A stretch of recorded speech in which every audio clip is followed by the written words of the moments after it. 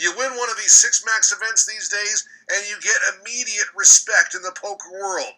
6-max events have very little dead money. 4-max events? Forget about it. No dead money at all. Well, our guest today is a WSOP Bracelet winner, did the trick last year, and you guessed it, the 4-max $2,500 buy-in event essentially solidified himself as a player in the upper echelon. He's part of that club now, right? The Bracelet Club? And he's got the same last name as me, so that's a good thing.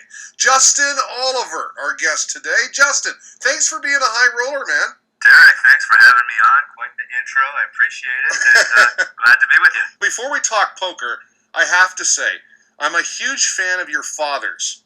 Now, for those who don't know, Justin's dad, Russell Oliver, is a celebrity in Toronto, Ontario, Canada, and I dare say right across the country because of cable. He's a jeweler and notorious for his over-the-top commercials where he asks you for your gold in exchange for cold, hard cash.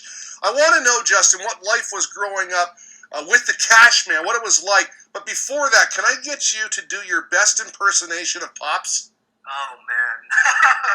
My whole life I've been listening to people do impersonations, and I think I'll leave it to them. I am not good at impersonating him. I will say this, I gotta correct you, because if he was here right now, he would correct you, and he would say, no, Derek, it's not Toronto, it's not Canada, it's the world that he's famous, because people come in from all over the world, and wherever we travel, people, when they find out who he is, they say, from the strangest places, like we'll be in an island in the Caribbean, and they'll say, I see your commercials down here. Like, for some reason, these commercials travel everywhere, and so wherever we go, they know us, and yeah, my dad would definitely want me to correct you on that one. Okay, well listen, is he the most famous jeweler in the world? Definitely. I mean, I don't know who else would be more famous. You know, if you look at some of the big companies like Tiffany or Cartier, you know, that's a company, but there's no one particular person that represents that company, whereas my father's a one-man machine. He's known everywhere, and he definitely has, especially the most known and makes the most money per square foot of anyone in the world, because he only has 2 locations in Toronto, whereas these other ones that are well known have thousands of locations. Well, he really is quite the businessman. Those commercials are great. I gotta say, my mother absolutely hates them. But I'll tell you what, I love those commercials. I'll do the impersonation.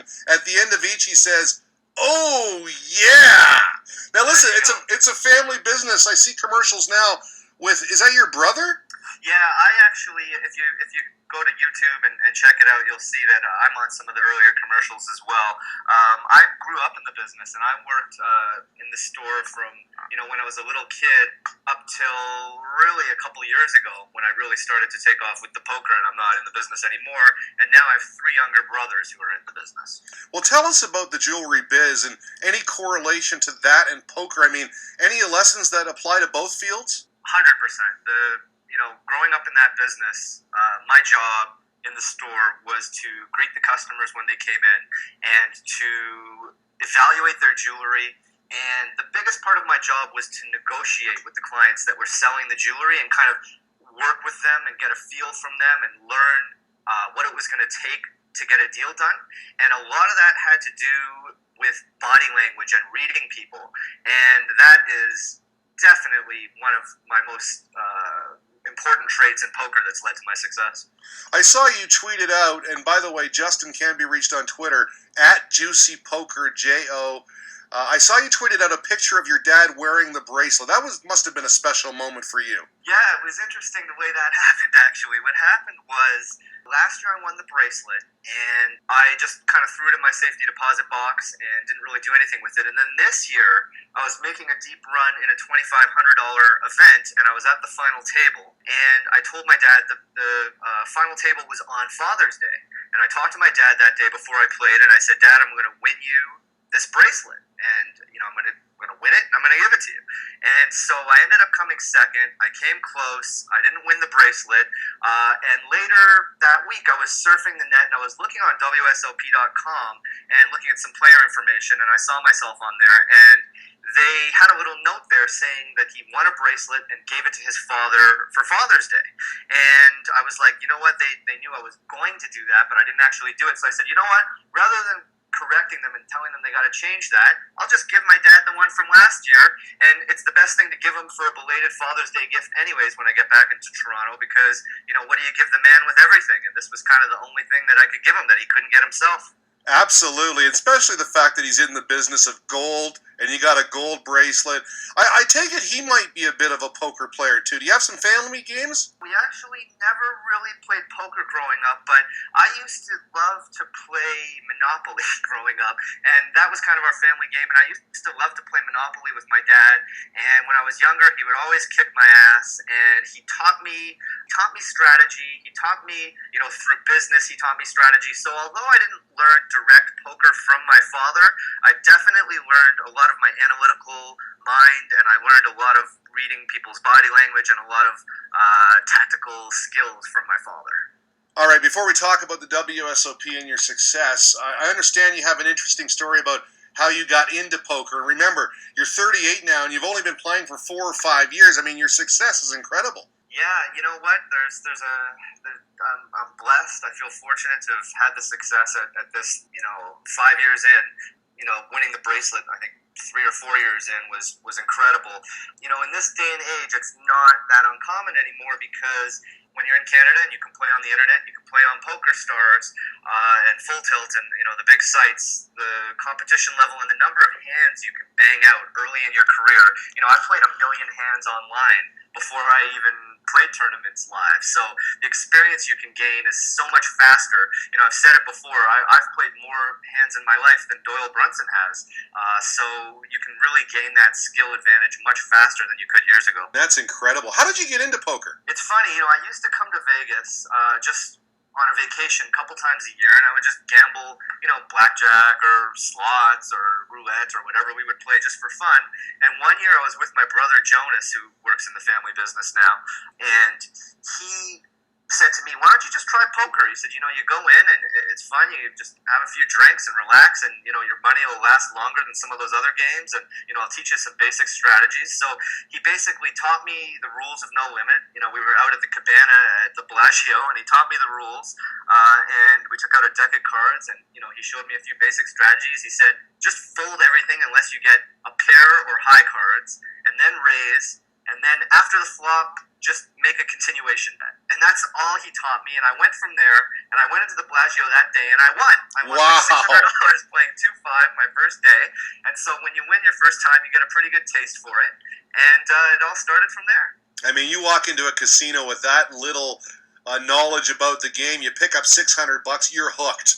You know what? I was embarrassed. I didn't even understand when it was my turn, and people were I could tell they were snickering at me, and at one point I kind of said to myself, I'm at such a disadvantage with the cards because I don't understand the math. At that point I didn't really understand the math of the game. I said, I'm at such a disadvantage, you know what I'm going to do? And I tried playing without looking at my cards, and I just said, I'm just going to play blind and just try and read these people, and it worked out pretty well on that first shot, and I ended up winning. That's unbelievable. Well, that success has continued over to some WSOP glory. 7 cashes overall, 2 final tables. You mentioned you had that second this year for $332,000, and of course the win last year. I know it's early days in your poker career, but how would you describe your tenure so far at the WSOP? Well, you know what? People will ask me, when I get to these final tables, especially the first time, I came to that final table. I did not have close, I was near the bottom of the pack. When we got to heads up, he had a 6 or 7 to 1 chip lead on me. And people asked me, how did you keep yourself composed? And I was never nervous for 1 second at these final tables because I had visualized it for years already. It was my goal to win bracelets, and it was my goal to be at final tables, and I had visualized it over and over again. So when I was there, it was like I had already done it. So when I won it, it wasn't any surprise because I already saw it in my mind. Wow. That's unbelievable, man. Hey, the bracelet. What is that piece of jewelry like? I know you gave it to your dad, but that's got to be a beautiful little thing that nobody can ever take away from you. It is. I mean, I'll often think to myself, in poker, there's a lot of ups and downs. So sometimes you're having down swings and you feel down on yourself. And when I'm in a downswing, I'll try and remember that I've won this bracelet. And it makes me feel good. It makes me feel like no matter what happens in my career, I plan on doing a lot more great stuff, and I'm going to do my best, and hopefully I can be fortunate enough to have good things happen. But if I don't, I can still say my poker career was a success. I won a bracelet. I came close a second time. So I also had a really big win online, which actually was my first big win in 2012. That was my first score. I came second in a W Coupe online. So, when you have these kind of wins under your belt, it kind of gives you the confidence when you're in the downswings to say, okay, you know what? I did it before, and I know I can do it again. Well, let's talk about that confidence, because you have to have that mindset. I mean, ICM talks nowadays, you don't get to the final table too often. When you do, you've got to take advantage because the jumps are so high. You seem to be a closer, a first and a second. When you're down to 8 in the 4 max, you're staring across the table from the likes of David the Dragon Pham, John Jawanda, Jared Jaffe. You're 7th out of 8 in chips. These are veterans. Are you looking to jump a spot, or are you trying to figure out how you're going to win the whole damn thing? I play every tournament to win, and I don't even look at the prizes. When I'm at the final tables, I have no idea how much the prizes are. I refuse to look at it. I refused to look at the bracelet when they brought it out. All I do is focus and try and win the tournament.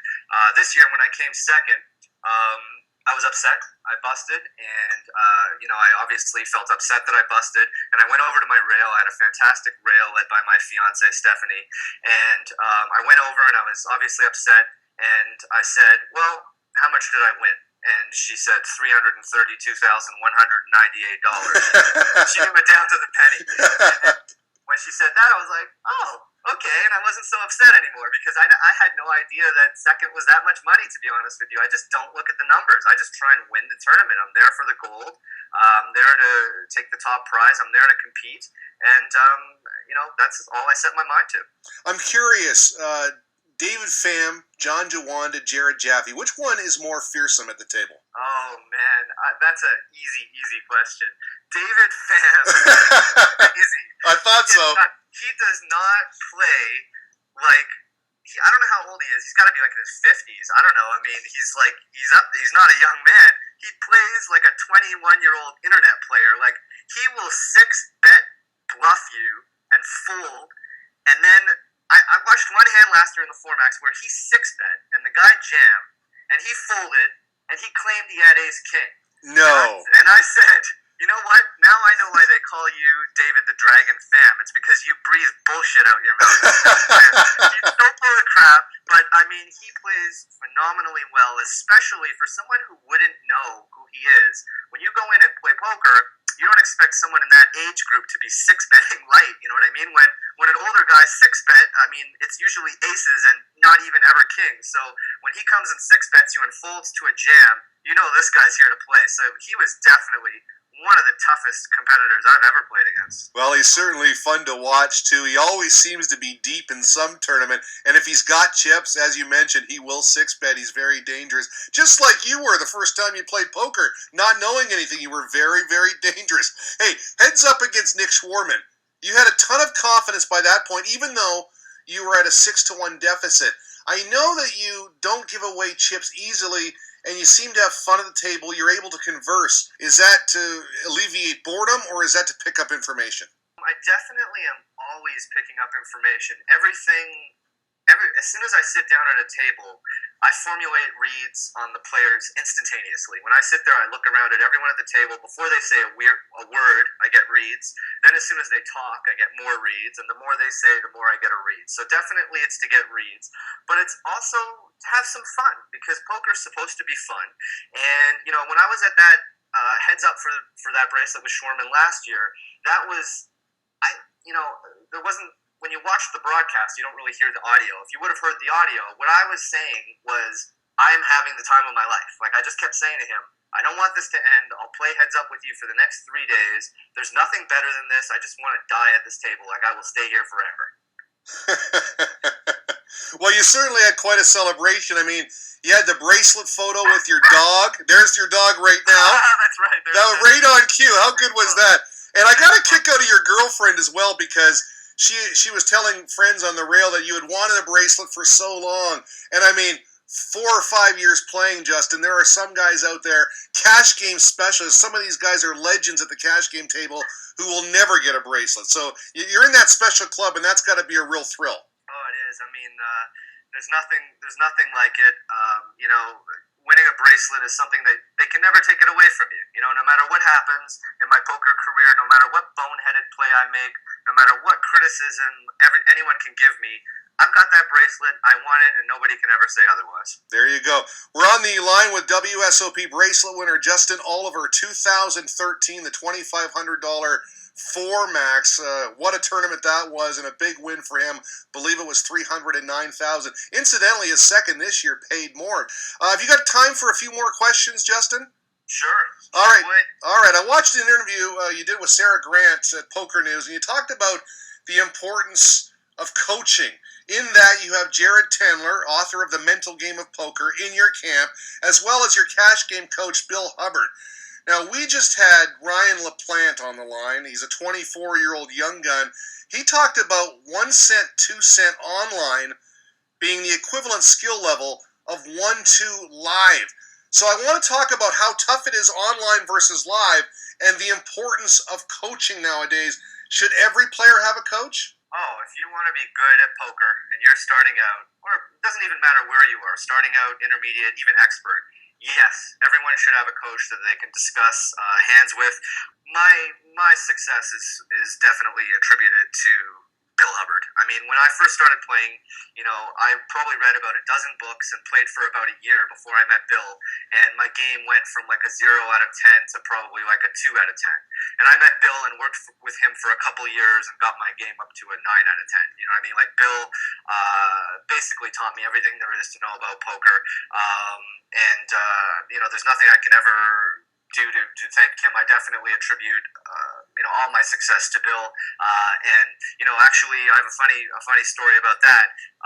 I was one day playing I think I was playing 2-5 at Aria 2-3 years ago, and Bill was sitting behind me, giving me some live coaching, just watching the game, and he'd advise me after on how I played. And I was wearing a Rolex, and he said, "Oh wow, that's a really nice watch." And I said, "You know what, Coach? When I win my first bracelet, I'm going to give you this watch."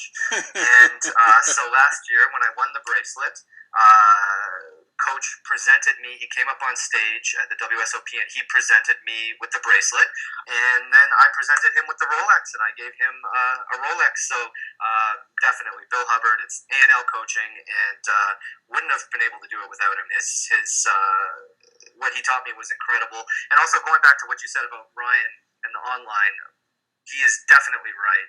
I don't know about 1 cent, 2 cent, but say if you go to like $1, $2 on PokerStars, that would definitely be the equivalent of about $10, $20 live here in Vegas. Wow. It's that tough nowadays. I mean, everyone's so good nowadays. You got to think about coaching because it'll pay for itself. You look at golf, Tiger Woods has a coach, and I guess that leads me to my next question as we head on into the November 9th. If you were at the main event final table, how would you strategize during that 3 or 4 month layoff? If I was at the final table of the main event, which I hope to be someday, that would be a dream come true, and I'm going to have to get visualizing on that one because I definitely want to make it happen. So I would be, my life would be poker for those 3 months. I mean, I would eat, sleep, and drink poker. I don't think I'd drink alcohol. I think I would cut out alcohol for that entire period. I'd be exercising every day, getting my body fit. I would be exercising my mind. I would be playing poker a few times a week at least. I'd be traveling for tournaments to be in shape for tournaments. And I would definitely work I'd probably get a team of coaches. I would probably get a team of tournament coaches who we could run scenarios with. It's a once-in-a-lifetime opportunity, so to not be as absolutely prepared for it as you could be would just be a sin. You got to maximize your money in that. You got to maximize your chances of winning it and being the world champion. So I would research every single player at that final table to find every bit of information. I would track them down. I would find them on YouTube. I would track them down online and data mine them. I'd want to know every piece of information on them possible. Having said all that, do you like the 3 or 4 month layoff? Yes, I do like it, and the reason I like it is because no other tournament has it, and that should be the case with the main event. It should be special. It should be promoted. The final table should be promoted. There should be a lot of tension building up to it, and it should be an event that stands on its own. So yes, I do like it. Well, I'll tell you what, it really is a once-in-a-lifetime opportunity. The pay jumps at this level are so huge. It's life-altering money.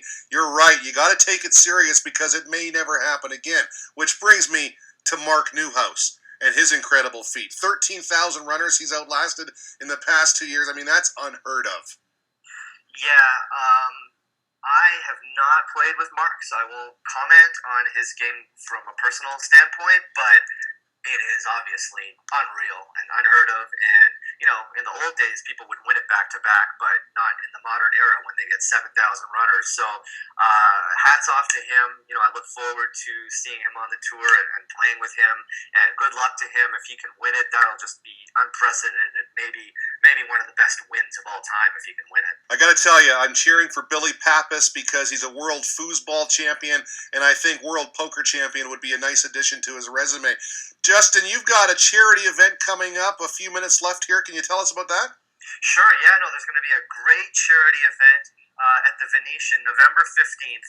It's going to be a poker tournament. It's for the Lily Claire Foundation, which supports children that are born with mental disabilities, neurological disabilities. And it's going to be a really good deal because what's happening is the entry, I believe it's $1,000, and you get a ton for that. You get 2 or 3 free nights at the Venetian. You get like $100 voucher for food. You get invited to this cocktail party, so you get tremendous value for it. And the best thing about it is that the whole 1,000 goes to charity. Nothing goes to the tournament.